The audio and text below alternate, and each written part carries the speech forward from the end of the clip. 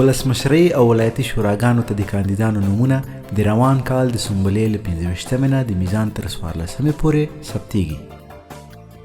درخواست کوونکي کولی شي چې دې باره کې معلوماتي کڅوړې د سنبلې له 18 نه د ټاکنو د خپلواک کمیسیون له دفترونو ترلاسه کړي.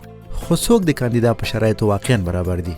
د ولسمشرۍ کاندیدان باید لږ تر لږه 40 کلن او د ولایتي شوراګانو کاندیدان باید لږ تر لږه 15 کلن وي. محکمې پر بشري ضد جرمونو نه وي محکوم کړي.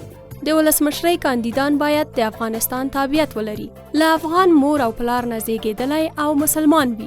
د ولسمشرۍ کاندیدانو لپاره 100,000 او د ولایتي شورا کاندیدانو لپاره د 200 نه تر 600 واجد شرایطو کسانو ملاتړ ته اړتیا ده.